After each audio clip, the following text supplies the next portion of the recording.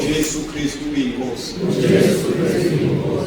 Ngibingelele bazalwane, umama umpostoli, ngibingelele abefundisi, ngibingelele bonke nobaba egameni lenkosi uJesu.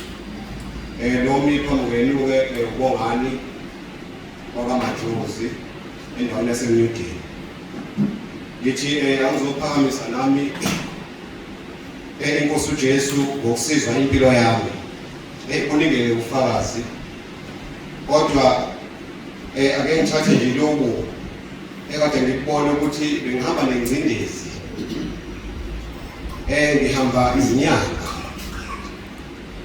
Umzimba wami bengikholelwa ekuthenini-ke ukuze ube umzimba ovikelekile fanele ngiye enyangeni iyongiqinisa, ngibe ney'ngcebo engizowafaka ukuze kuhla uma ngidinga umsebenzi ngiwuthole, noma mhlawumbe ngihamba phakathi kwabantu, kodwa nje abantu nami ngibe nesithunzi sokuthi hayi nami ngiyindoda.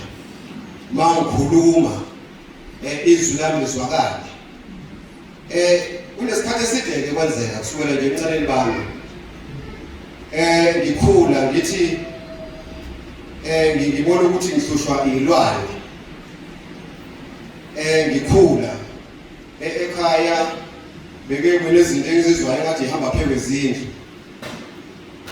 uNkulunkulu baba yena bengazithi ukhona, kodwa manje inkinga yami bengimsheba nenyanga, ukuthi bengabaza ini amandla akhe.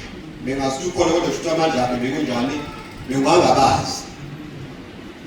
Beke ukuthi noma mhlawumbe ngihamba nje edrobheni kukhona abantu mhlawumbe bethe wendoda uze ngapha ayikhotha khona izoqina, ngiyadlula ngiyakhotha ukuthi kuxuthwe ngani kunjani uvelaphi ngalo muntu uyisima kanjani angibuzi, kodwa ngithi mina ngiyasiza.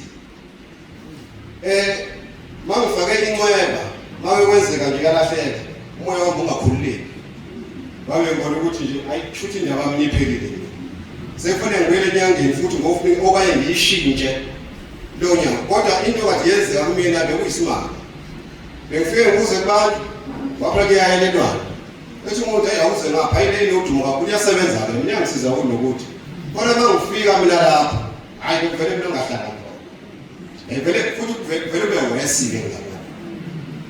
Kodwa ngibona ukuthi athi khona uNkulunkulu baba into engiphambe nayo la yini abantu bonke behlezele encome bebonga, noma mhlawumbe kuthiwe ngimthandazi ngihlangana abantu bazobonga, abantu bazonikela babonga ukuthi hawu cha into yakhe isebenzele impela sengiyasebenza manje, hawu kuhamba kahle impela, kodwa mina into yami nje mina bengayiphambili.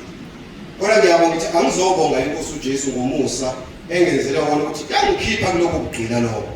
Ngizizwa ngikhululekile, ingithintile lelizwi leli elikuGenesis 1 kathi lifunda manje umpostoli sisenkozweni ukuthi masenze umuntu ngomfanekiso wethu uzasifuza. Ngiyasibuza ngihleli phansi ukuthi mina bengihle umfanekisweni kabani, ngoba uNkulunkulu akagcami, uNkulunkulu baba akafaka futhi ingcwebe. Kodwa mina bekuleke ingcwebe nayo lonke ukuthi ayikhululekisi, ngoba uthi uyasukuma noma uthi uyafola isivele isiphutshukile. Sefuna nokuqala awu khona sekuphela sofuna usithe masiyafu kushithi awunayo inkululeko kahle kahle la. Bengihleza nje isikhathi esiningi nginenyangana ukuthi ahambe inyanga kube ngovusele futhi ingcaba. Ngiyabonga nje inkosi uJesu ukuthi ingikhiphe kuloko kugcina lokho. Ngithanda ukuphakamisa kakhulu igama lenkosi uJesu kuze abantu bebaningi ukuthi ngiyabonga kakhulu egameni lenkosi uJesu ukuthi ingisizile ngempilo yami. Kunginingi-ke kungakuthi mhlawumbe ngilokho kuphela. uJesu Kristu uyinkosi. Amen.